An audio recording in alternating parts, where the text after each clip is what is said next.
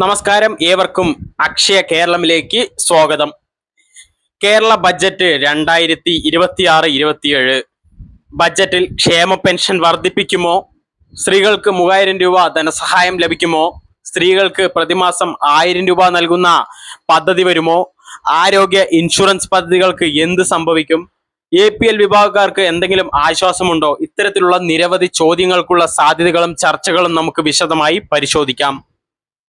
ഇന്നത്തെ വീഡിയോ അവസാനം വരെ കാണുക. കാരണം സാധാരണക്കാരായ കുടുംബങ്ങൾ, പെൻഷൻ വാങ്ങുന്നവർ, സ്ത്രീകൾ, വിദ്യാർത്ഥിനികൾ, കർഷകർ, തൊഴിലാളികൾ, റേഷൻ കാർഡ് ഉടമകൾ തുടങ്ങി എല്ലാവരെയും ബാധിക്കുന്ന കാര്യങ്ങളാണ് ഇതിൽ ഉൾപ്പെടുത്തുന്നത്. ആദ്യം തന്നെ പറയട്ടെ, ഇന്ന് പറയുന്ന കാര്യങ്ങളിൽ ചിലത് ബഡ്ജറ്റിന് മുന്നോടിയായിട്ടുള്ള ചർച്ചകളും നിർദ്ദേശങ്ങളുമാണ്. അന്തിമ തീരുമാനം സർക്കാർ പ്രഖ്യാപിക്കുന്ന ബഡ്ജറ്റിലായിരിക്കും.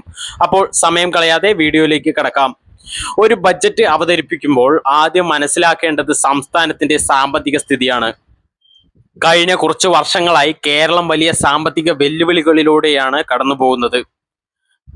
പ്രളയങ്ങൾ ഉണ്ടായിരുന്നു, കോവിഡ് മഹാമാരി, അതുപോലെ വിലക്കയറ്റം, കേന്ദ്ര സഹായത്തിലെ കുറവ്, വായ്പാ നിയന്ത്രണങ്ങൾ, ഇവയെല്ലാം സംസ്ഥാനത്തിന്റെ സാമ്പത്തിക സ്ഥിതിയെ ബാധിച്ചിട്ടുണ്ട്.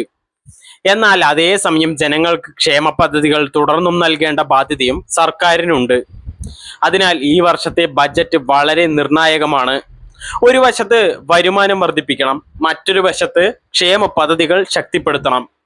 ഈ രണ്ട് ലക്ഷ്യങ്ങളും എങ്ങനെ ഒരുമിച്ച് കൈവരിക്കാമെന്നതാണ് ബഡ്ജറ്റിന്റെ പ്രധാന വെല്ലുവിളി.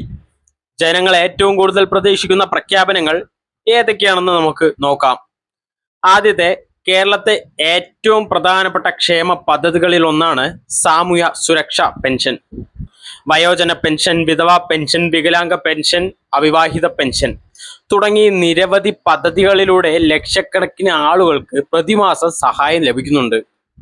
എന്നാൽ കഴിഞ്ഞ കുറച്ചു വർഷങ്ങളായി വിലക്കയറ്റം വൻതോതിൽ വർദ്ധിച്ചിട്ടുണ്ട്. ഭക്ഷ്യവസ്തുക്കളുടെ വില ഉയർന്നു, മരുന്നുകളുടെ വില ഉയർന്നു, വൈദ്യുതി ബില്ലുകൾ വർദ്ധിച്ചു, പെട്രോൾ വില വർദ്ധിച്ചു, ഗ്യാസ് വില വർദ്ധിച്ചു, ദൈനംദിന ജീവിത ചെലവ് ഗണ്യമായി വർദ്ധിച്ചു.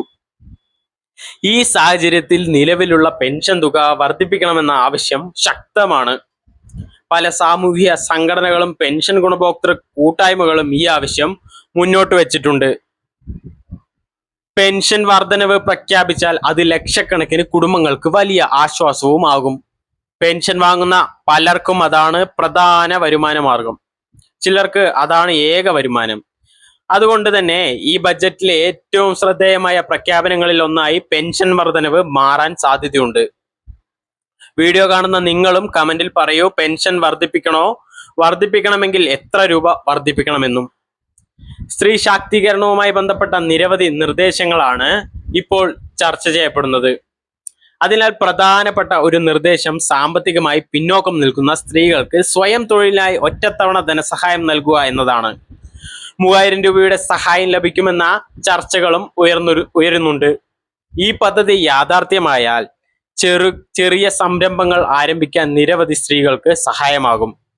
വീട്ടിലിരുന്ന് ജോലി ചെയ്യാൻ ആഗ്രഹിക്കുന്നവർക്ക് ഇത് ഉപകാരപ്പെടും. കുടുംബശ്രീ അംഗങ്ങൾക്ക് നേട്ടമുണ്ടാവും. സ്വയം തൊഴിൽ മേഖലയ്ക്ക് കൂടുതൽ സ്ത്രീകൾ എത്താൻ സാധിക്കും. കേരളത്തിൽ സ്ത്രീകളുടെ സാമ്പത്തിക പങ്കാളിത്തം വർദ്ധിപ്പിക്കേണ്ടത് വളരെ വളരെ പ്രധാനമായ കാര്യമാണ്. അതിനാൽ ബഡ്ജറ്റിൽ സ്ത്രീകൾക്കായി പ്രത്യേക പ്രഖ്യാപനങ്ങൾ ഉണ്ടാകുമെന്ന പ്രതീക്ഷ വളരെയധികം ശക്തവുമാണ്. ഇനി വിദ്യാർത്ഥിനികൾക്ക് പ്രതിമാസം 1000 രൂപ. വിദ്യാഭ്യാസ മേഖലയാണ് കേരളത്തിന്റെ ഏക ശക്തി. എന്നാൽ ഇന്ന് ഉന്നത വിദ്യാഭ്യാസത്തിന്റെ ചെലവ് വർദ്ധിച്ചുകൊണ്ടിരിക്കുകയാണ്.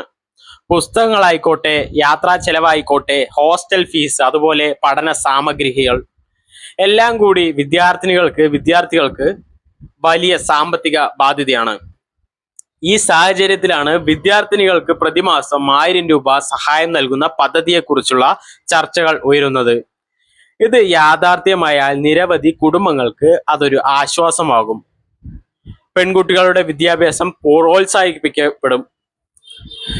അതുമാത്രമല്ല, ഉന്നത വിദ്യാഭ്യാസ മേഖലയ്ക്ക് കൂടുതൽ വിദ്യാർത്ഥിനികൾ എത്തും. വിദ്യാഭ്യാസം വഴി സ്ത്രീ ശാക്തീകരണം കൂടുതൽ ശക്തമാക്കാൻ സാധിക്കും.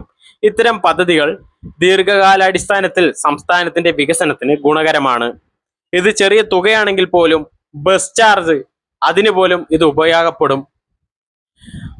ആരോഗ്യ ചെലവുകൾ ഇന്ന് കുടുംബങ്ങളെ ഏറ്റവും കൂടുതൽ ബാധിക്കുന്ന കാര്യങ്ങളിൽ ഒന്നാണ്. ഒരു ഗുരുതര രോഗം വന്നാൽ ലക്ഷക്കണക്കിന് രൂപ ചെലവാകുന്ന അവസ്ഥയാണ് ഇപ്പോൾ. ഇത്തരം സാഹചര്യത്തിൽ ആരോഗ്യ ഇൻഷുറൻസ് പദ്ധതിക്ക് വലിയ പ്രാധാന്യമുണ്ട്. പാവപ്പെട്ട കുടുംബങ്ങൾക്ക് ചികിത്സാ സുരക്ഷ ഉറപ്പാക്കാൻ സർക്കാർ പദ്ധതികൾ അനിവാര്യമായ കാര്യമാണ്. 25 ലക്ഷം രൂപ വരെ ചികിത്സാ പരിരക്ഷ നൽകുന്ന പദ്ധതികളെ കുറിച്ചുള്ള ചർച്ചകൾ ജനങ്ങളിൽ വലിയ പ്രതീക്ഷ സൃഷ്ടിച്ചിട്ടുണ്ട്. ഇത്തരം പദ്ധതികൾ ശക്തിപ്പെടുത്തിയാൽ സാധാരണക്കാർക്ക് വലിയ ആശ്വാസമാവും. ആരോഗ്യരംഗത്തെ നിക്ഷേപങ്ങൾ വർദ്ധിപ്പിക്കാനും സാധ്യതയുണ്ട്.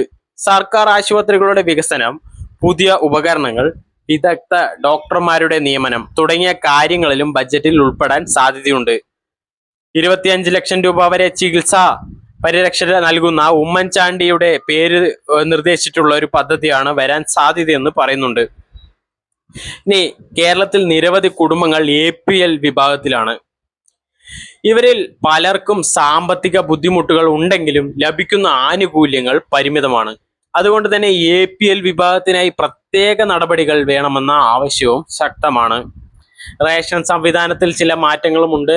സബ്സിഡി പദ്ധതികൾ, അതുപോലെ പ്രത്യേക ആനുകൂല്യങ്ങൾ, ഇത്തരത്തിലുള്ള നടപടികൾ ബജറ്റിൽ ഉൾപ്പെട്ടാൽ വലിയ വിഭാഗം ആളുകൾക്ക് പ്രയോജനം ലഭിക്കും.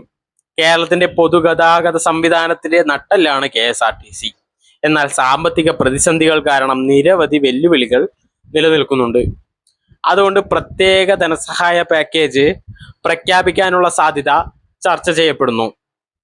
പുതിയ ബസ്സുകൾ വാങ്ങുക, സർവീസുകൾ വർദ്ധിപ്പിക്കുക, ജീവനക്കാരുടെ പ്രശ്നങ്ങൾ പരിഹരിക്കുക, ഡിജിറ്റൽ സേവനങ്ങൾ ശക്തിപ്പെടുത്തുക, ഇവയ്ക്കെല്ലാം കൂടുതൽ നിക്ഷേപം ആവശ്യമാണ്.